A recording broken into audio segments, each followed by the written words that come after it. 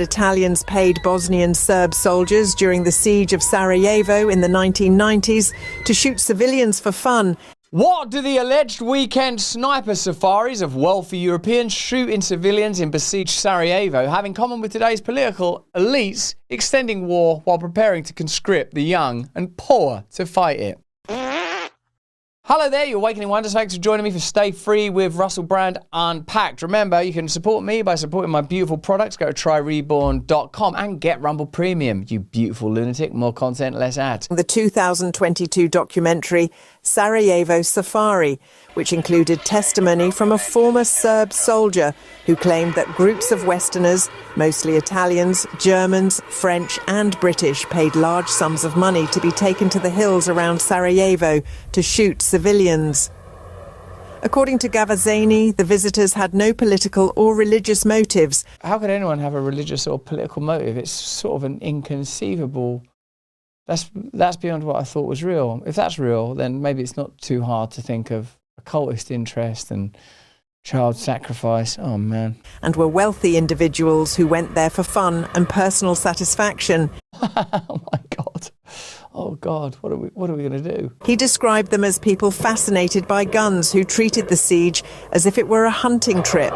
No, it can't be true. It can't be true. Sarajevo, surrounded by mountains, was under siege from 1992 to 1996, the longest in modern history.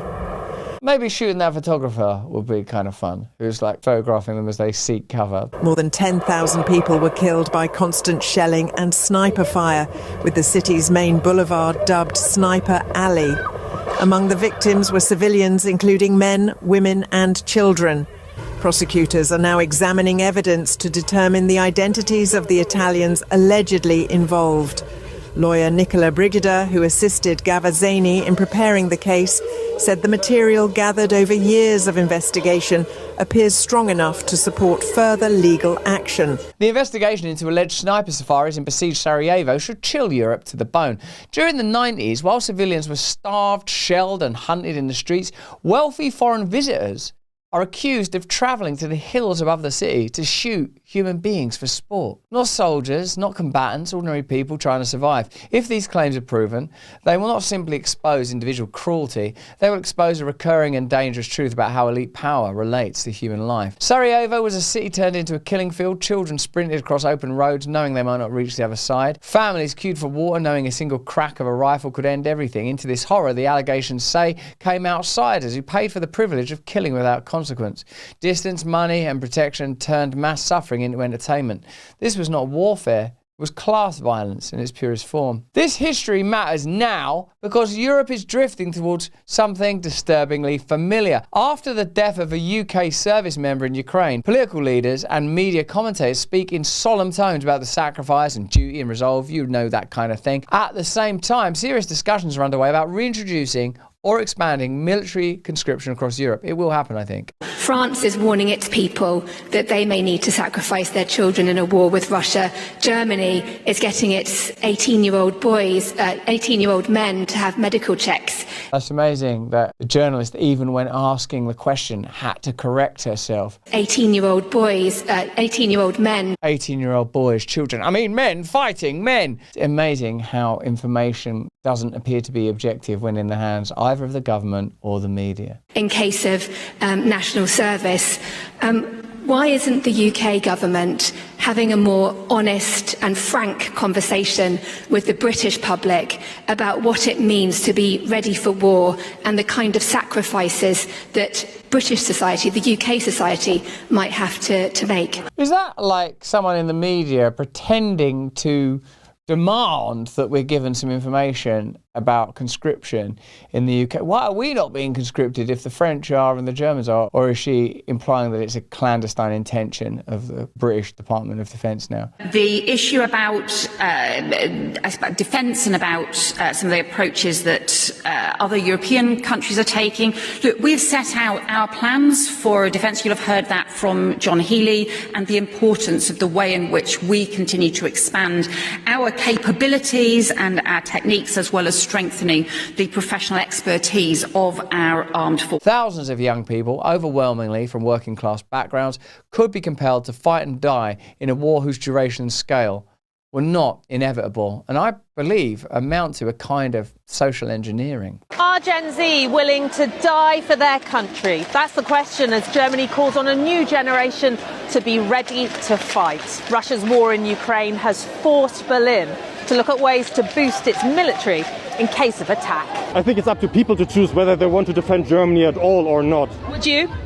Personally, no, I would not defend this government. None of us want to die for a country that doesn't really care about us. That's really interesting, actually, because that's Germany, and the position of those young men seems to have been informed by the culture, and my guess would be that both of them have primarily been informed by what would these days be regarded as liberal media. But the end result is that they feel no connection to their country or government. And in a way, that's kind of good, because if people have recognised, first of all, that worldliness, the world and its institutions have been captured by evil, they are at least one step closer to acknowledging that there is another power that we can all acknowledge. And when you acknowledge that power, you don't want to be involved in wars with any other country. And the idea that they've recognised across the world, whether it's here in America, in the UK or in Germany, people are waking up en masse to the entire illusory system. The scroll has peeled back and people have seen the true nature of the sky. Do you like gambling?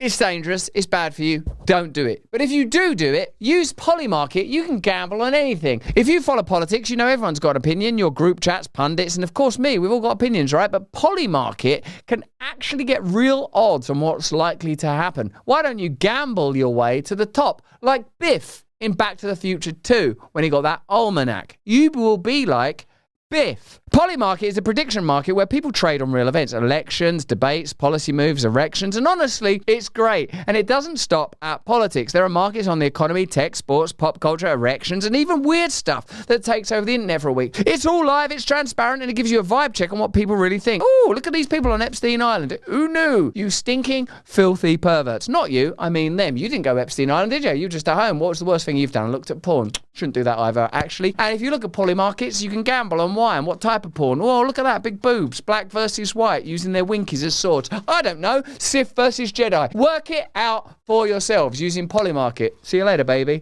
This gathering is part of a national protest of students against a return to conscription. It's after Germany's parliament agreed on a new plan to revamp military service. While there isn't an immediate return to conscription. I'm sure I understand that particular aspect of the protest. It's a unicorn, basketball, and some snare drums. Yeah? You understand us now? From January, all 18-year-olds will be sent a questionnaire about their willingness to serve. Men will have to fill it in. If the government doesn't get enough volunteers in the future, in times of war, it could trigger conscription. A big worry for many here. From my friends, actually no one wants to volunteer because we don't want to fight for a problem that's not like really ours, because we didn't start the problems, they did. I'm never going to join the military, and if Germany is attacked, I'll just go somewhere else. If Germany was attacked then, who do you think should defend Germany if Gen Z don't want to?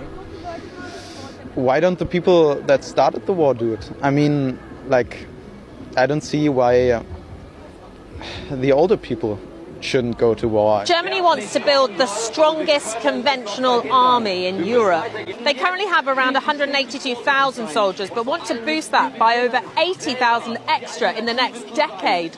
Volunteers are being offered incentives like a monthly wage of more than €2,000. It's difficult, I think, to mobilise people into war when their nation has no real identity, when the only identity you have is your individual nature, yourself and your sexual identity or your racial identity and some other group that you might malign, either the indigenous native people or some migrant population or some different religious hue.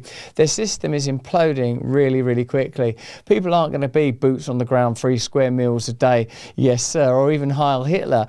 You have to give them like €2,000 and cross your fingers that they're poor enough and desperate enough to become fodder for whatever this war is for and for whoever benefits from it. BlackRock. Larry Fink needs you. This is the central question we must confront. How different is this from the moral logic of Sarajevo, when elites make decisions that extend war while knowing it could be avoided or ended early, and then demand that others pay with their lives? What separates strategy from slaughter? When conscription enters the discussion, the mask slips. Suddenly the war is no longer fought by volunteers and professional soldiers. It requires bodies, young bodies, replaceable bodies. The sons and daughters of the political and financial elite almost never are amongst them. They will issue statements, attend summits, appear on panels. Others will be buried. That's why the Sarajevo sniper allegations resonate so violently today.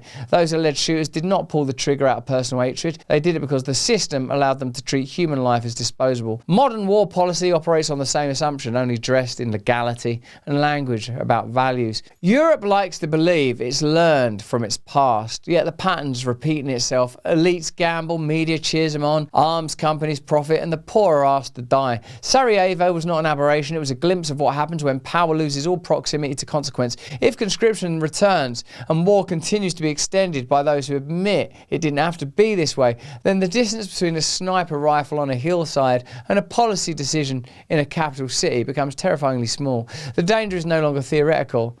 It's closing in. But that's just what I think. Let me know what you think in the comments and chat. Thanks for watching the video. Have a look at this one over here, or join us Monday, Wednesday and Friday on Rumble.